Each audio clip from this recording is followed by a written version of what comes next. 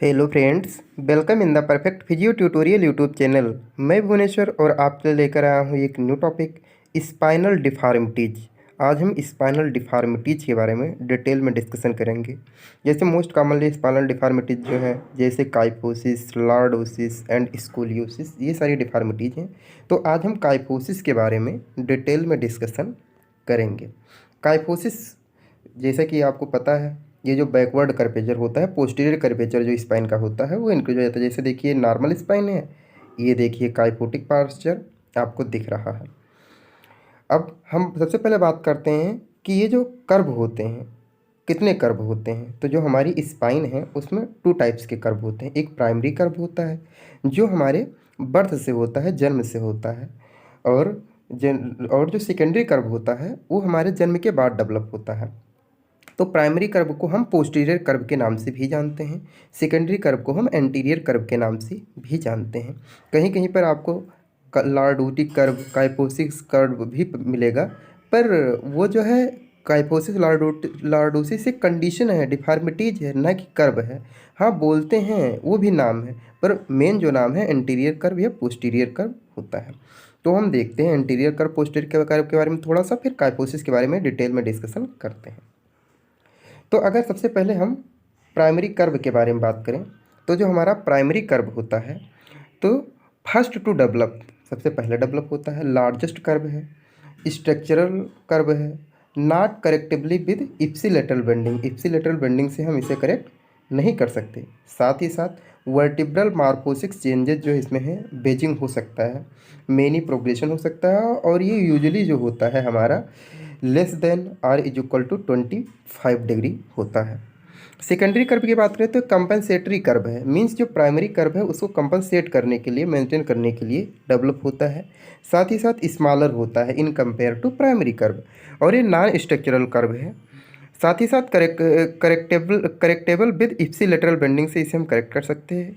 साथ ही साथ नॉट यूजुअली प्रोग्रेस, ये जल्दी प्रोग्रेस ज़्यादा नहीं करता है, और इसका जो नॉर्मल है वो 25 डिग्री अप्रॉक्स होता है। तो ये हमारा रहा कर्व के बारे में। तो जो हमारा एंटीरियर कर्व इंक्रीज होता है तो उससे क्या होता है, लॉर्डोसिस होता है, और जब पोस्टीरियर कर्व इंक्रीज होता है तो उससे काइफोसिस होता है। अब हम काइफोसिस के बारे में अगर बात करें तो kyphosis is a curving of the spine that cause a bowing or rounding of the back which lead to a hunchback और स्टॉचिंग posture। ये हो जाता है जैसे काइफोटिक नॉर्मल स्पाइन में आपको दिख रहा है। तो जो हमारा ये काइफोटिक मीन्स जो हमारा पोस्टीरियर कर्व होता है ये हमारे थोरेसिक और सैक्रल रीजन में होता है। जो हमारा एंटीरियर कर्व होता है वो सर्वाइकल और लंबर रीजन में होता है। तो इसीलिए जो हमें थोरेसिक रीजन की मोस्टली काइफोसिस देखने को मिलती है।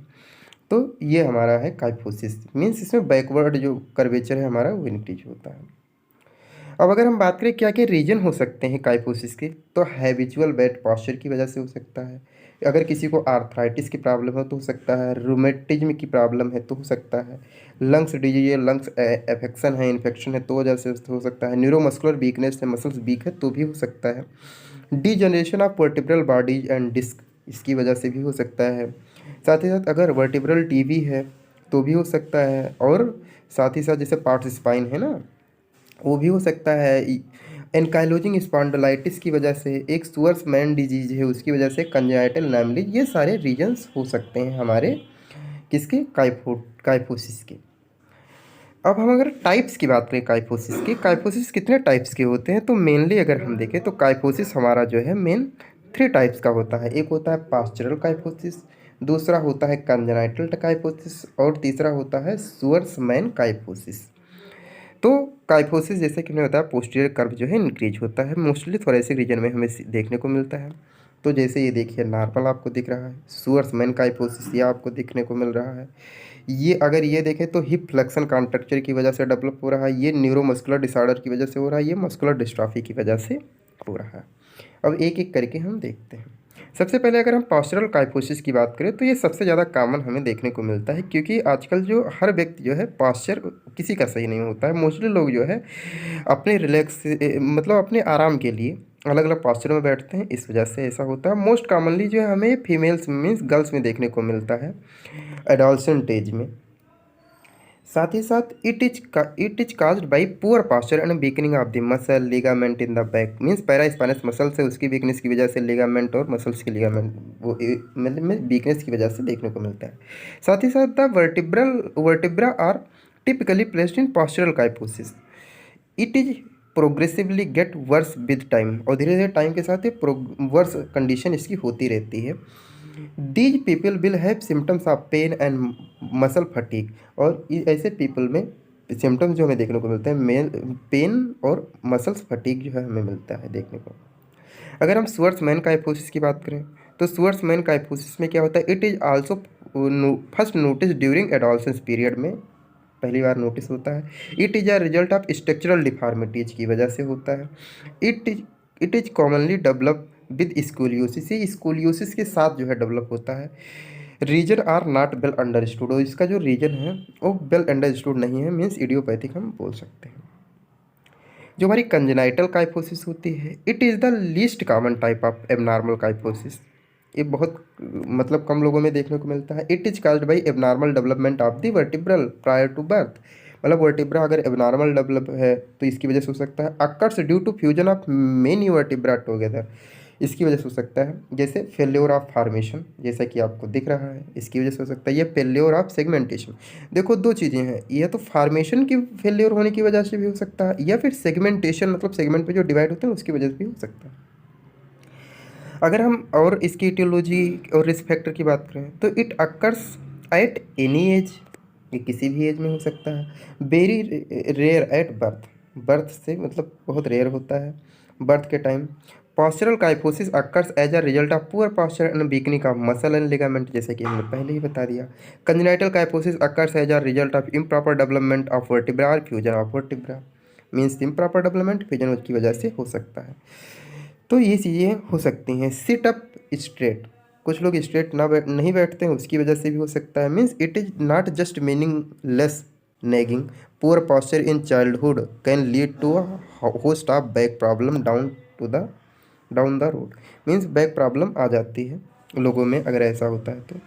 अब अदर काजेज और क्या हो सकते हैं, सर्टेन एंडोक्राइन डिसऑर्डर भी हो सकता है, कनेक्टिव टिश्यू डिसऑर्डर हो सकता है, infection, muscular dystrophy, poliomyelitis, spina bifida या ट्यूमर, ये सारे रीजन्स अदर रीजन हैं, ये भी हो सकते हैं।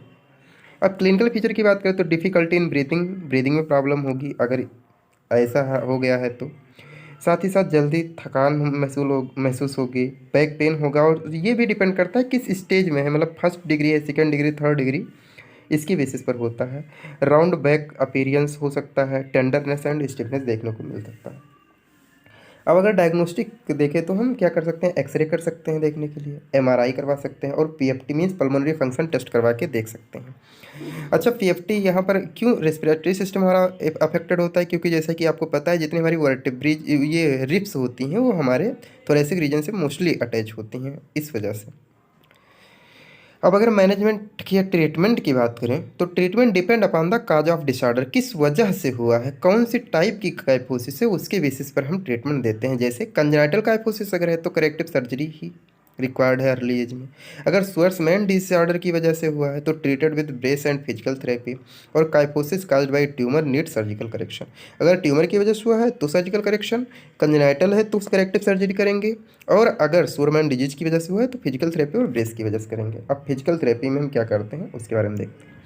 अगर फर्स्ट डिग्री की काइफोसिस है तो रिलैक्सेशन थेरेपी देंगे, बॉडी को अपर बैक को रिलैक्स करेंगे, रिपीटेड स्ट्रेचिंग सेशन देंगे, shortened anterior structure by bracing shoulder and maintaining position, partial training भी देंगे, mobilization of spine, scapula and shoulder. साथ ही साथ ब्रीदिंग प्रॉब्लम है तो diaphragmatic breathing, costal breathing exercise जो है करवाएंगे जिससे इंस्पिरेशन इंक्रीज हो। रजिस्टिव एक्सरसाइज करवाएंगे जिससे बीक जो मसल्स हमारी longitudinal muscles, transverse break muscles जो हैं उनकी स्ट्रेंथ इंक्रीज हो। Controlled pelvic tilt associated with abdominal and gluteal contracture को रिड्यूस करने के लिए जो है हम कंट्रोल्ड पेल्विक टिल्ट जो है करवाएंगे।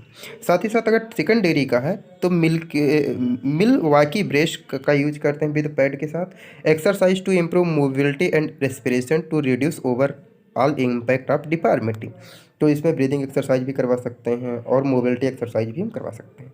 अगर थर्ड डिग्री की है तो सीधे सीधे हमें सर्जिकल प्रोसीजर पहले अपनाना पड़ता है, बाद में जो है पोस्ट ऑपरेटिव फिजियोथेरेपी हम करवाते हैं, स्पाइनल कार्ड डिकम्प्रेशन करवा सकते हैं, spinal stabilization and decompression, bone grafting करवा सकते हैं, ये सारी चीज़ें।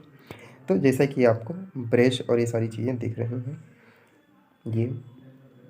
अब प्रोग्नोसिस की अगर हम बात करें कि क्या प्रोग्नोसिस हो सकती है, तो देखो जो शुगरमैन डिसऑर्डर है इन एडोलसेंट एज में जैसे जैसे ग्रोथ स्टॉप होती है ये भी स्टॉप हो जाता है। If the disorder occur due to degenerative types की है तो इसके लिए सर्जिकल करेक्शन की ज़रूरत होती है। अब कॉम्प्लिकेशंस की बात करें तो डिक्रीज लंग कैपेसिटी, क्योंकि हमारा ब्रीदिंग अफेक्ट हो रहा था, डिसेबलिंग पेन, न्यूरोलॉजिकल सिम्टम्स जो है इंक्लूडिंग लेग वीकनिंग और पैरालाइज, राउंड बैक डिफॉर्मिटीज हो सकती है। Thank you so much. This is all about kyphosis. Thank you.